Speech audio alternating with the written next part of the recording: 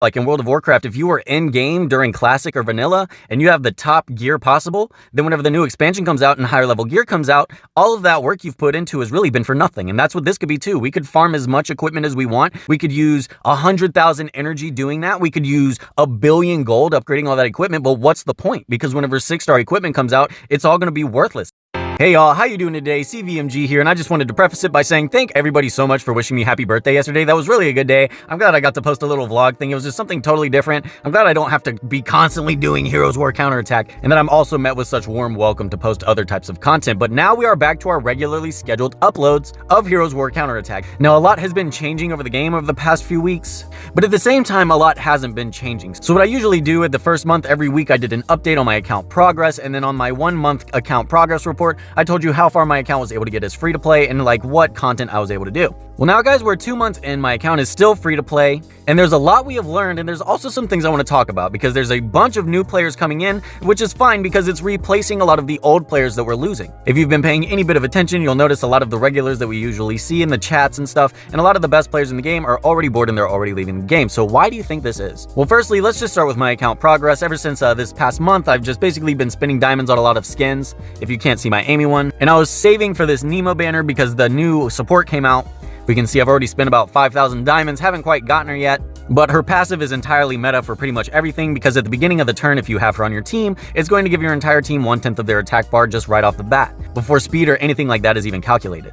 So she's pretty much running the meta on a lot of content now. So that's cool that the content meta is shifting and that the arena PvP meta is shifting, but what is the point of shifting the meta if the content is staying the same? Thing is, the only thing that's changing in this game, the only thing that really has any sort of dynamic shift at all is the arena. So yes, I was able to achieve platinum in the arena last season. I was able to get my skin for unit I'm not even really using, which is fine, I guess, for a little bit of bragging rights, but is that really worth it? Like the skin, you can get the skin entirely free, no questions asked. All you have to do is save your arena points for a while. So there's really no point in pushing in the arena besides for the weekly gems, which is what you can do. If you want to capitalize on the maximum amount of gems you can get per week, arena is a good way to do that, but it's just the same thing over and over. Of course, now that Nema's in there, we had a little bit of fun for a few extra days trying to figure out the Nema shift, but basically all that boils down to is knocking out one of the old units from your team and putting Nema in there, and it's still just about turn 1. Can you get Magnus turn 1? Now you can get Magnus turn 1 a little bit easier with Nema out there. How you got to counter the Magnus? You have to put in Madeline. We'll go over the tier list too because the tier list is shifted, but since the new unit came out, I didn't want to like do a huge change right off the bat, right? So we'll look at the tier list later.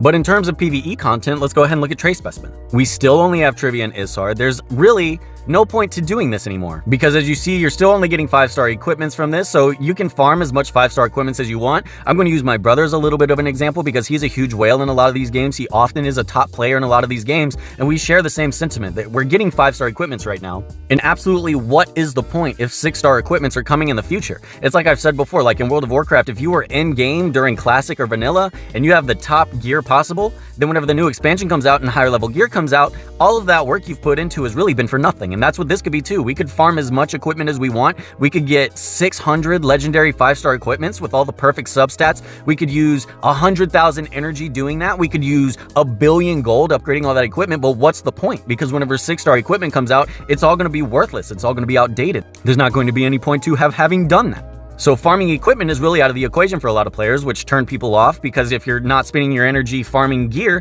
which is what a big draw to Summoner's War is, it's why a lot of people still play Summoner's War. It's why people really play these games because you get bored of the arena, you get bored of something, you want to do something else. You want to go out into the world and do something else with your life, but you still want to be able to play this on the side, right? So if you're farming times 10 and then you get to check your phone every 10 or 20 minutes or whatever to see if you got some good gear, then that's awesome, but it's really worthless right now because we're not getting the maximum level gear that we could get. And we know that 6-star equipment is coming, so there's really no point in farming 5-star equipment at all. So that's really where we're sitting at right now. I mean, I could show you the equipment of my characters so that you could see how much like progress we could have made in these past 2 months, but I'll go ahead and let you know all the content possible is completely doable. I've been able to do it all in the past 2 months. We can farm Isard 11, we can farm Trivia 11, we could do that for days. We could get to one of the highest ranks in Arena. We already proved that we could do that as free to play. If I even cared about Underground Refinery, we could have pushed to 50 by now. It's really not a big deal because there's no replayability and there's no value to doing those things again. For example, in Summoner's War for the Tower of Ascension is kind of like our Underground Refinery, but with the Tower of Ascension, you get those rewards every single month. So that resets. So basically, if we did all these rewards for Underground Refinery, if that reset every month, then we could get all those rewards again. It would be more incentive to do it. But what is it? You go through all the stages you can go through once, and then you can just never do them again unless you're doing them for no reward. All you can do from that point is just click refine and OK to get some materials. It's boring. The only thing somewhat a little bit of fun is the party, just because of the equipment that you can get from that is unique and some of the best equipment in the game. But at the same time, it's just easy. You know, you can do it by yourself. You don't need a partner to do it with you, but you do it because you want to form relationships. And that's what a lot of these games are about. It's about forming relationships and forming bonds. I guarantee you, if 99% of the players that played since launch, if they had no friends or no one to chat with in their guild or no one to chat with in the chat channels, they would absolutely not be playing this game still. They're sticking around because we're waiting on a great update on something big, and we're just trying to maintain the relationships we have until that point so that we could share in the new experiences together. But all the new experiences are pretty subpar, like I gotta be honest with you. The raid was a nice update. You came out with guild raid, but that's another thing. It's just PvE content. So I like to bring in World of Warcraft for examples because I think a lot of people can relate to that. Because World of Warcraft is similar to a lot of other MMOs. So say you just unlocked a new dungeon, right? And that's basically what we have now. We unlock the raid, an entirely new PvE content, something totally fresh to our eyes. The second you get to level 60 and you're like, oh wow, I'm attuned for this raid. I'm going to do this raid for the first time, and it's so cool and exciting for like the first 10 times you do it, right? Well, you give us 5 attempts to do the same raid every day, so we're going to be doing the same thing 35 times a week. It got boring after a week. The raid boss doesn't change in Skylanders. The raid bosses changed every day. It was really innovative. It was really interesting. What's the point in being the best at raid? Like, we get more gems so that we could pull more cards for all the mercenaries that we can already get. You can get every mercenary in the game free to play except for Trevor and Evelyn, which isn't really that big a deal because you're looking at 50 other units. There's only 50 units in the game and you can get them all for free. Like on Summoner's War, for every character you have 5 characters essentially. For example, if we look at Terrak, and we had like a fire element Terrak, we had a water element Terrak with entirely new skills. This was the thunder element Terrak. He has entirely different kit, entirely different skills, and then a rarer version of a dark Terrak that has new skills, a rarer version of a light Terrak that has different skills. You're rolling 5 characters into one. So basically, if 10 Summoners War characters equals the entire roster we have for us right now. Like, I don't think it would be that hard to say, okay, so this is Harz Terrak. Well, this could also be Union Terrak, and you give them a different color palette or a different color swap and then new abilities so that people could have more discussion. Be like, oh, well, yeah, I built Harz Terrak because I really like his electric field, but maybe somebody wanted to build, oh, I built Union Terrak because he has a multi-hit AoE. Like, you never know. That would open up so much more possibilities. For every Summoner's War character you came out with 5 characters. And what is it? You come out with 1 character on this game, and that's literally all it is. It's just 1 character, 1 set of skills, and that's it. Where's Harz Nima? Where's Light and Dark Nima? Where's the different, there's like not a lot of options that we have. So even free to play, minus 2 characters, you could have collected every character, you could have done all the PvE content, have it all on farm, you could have reached one of the top levels in Arena. So what do you do at this point? What do we do?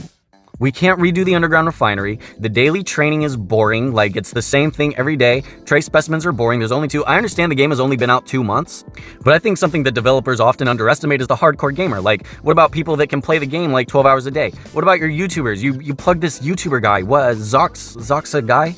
What's his name? There's a YouTuber, and you plug him in the thing, and he's just like, I've watched his videos sometimes, and he honestly looks so bored. Like, there's nothing to talk about. You can't really talk about anything, so he does a giveaway, or he tells coupon codes. Like, there's nothing to do.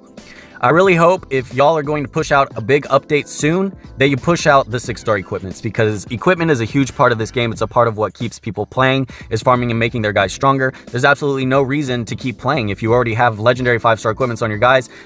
Even if you get a legendary 5-star equipment and you get maximum rolls on speed and you get speed all the way up to 200, what's the point if whenever a 6-star equipment comes out and the maximum speed subset on that is like 60 and you're able to get a 240 on a purple? Like, what? There's no point in even getting this 5-star equipment. Please at least come out with a new different type of character. It's really not that hard. I mean, it can't possibly be that hard to just take this Darcia. You watched me just bullshit around in Photoshop or even a little editing thing on my phone. I was able to change their color palettes and stuff. You could do that in like probably 10 minutes. You know, with a team, you could change the color palettes of everybody and then just design new skills for them and put like a Darcia Union side and just have like one of each. But I really hope that this game doesn't die, is all I want to say, because like all of the top players are already realizing it's boring. All of the new players coming in and they're like, okay, what do I do? And you're like, well, you get a team for Isart 11, you get a team for Trace Specimen, but you don't even really want to do Trace Specimen, so I guess just get a team for Arena. Go ahead and just pick a unit that you think will be good in the future for getting you 6-star equipments, or be good in the future for Arena. Like,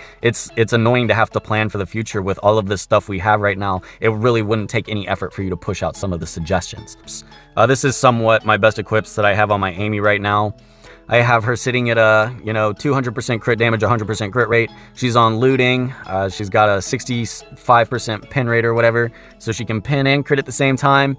1065 speed because I have her speed boosted with rage cards. 20k HP, 2k defense, not even 5k attack. Not that great, but she's on 5-star equip, so who cares? Because whenever 6-star comes out, that's what we're going to be farming anyways.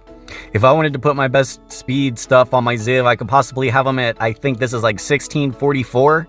1644 speed, and then if you wanted to put on some speed cards and stuff, you could get them upwards to like 1800 doing that. But again, this stuff is going to be outdated whenever 6-star equips come out, so I'm really I'm tired of farming for equipments I can't use. The Arena, it's like been there, done that. I don't have Nima yet, so I can't really compete with the new meta.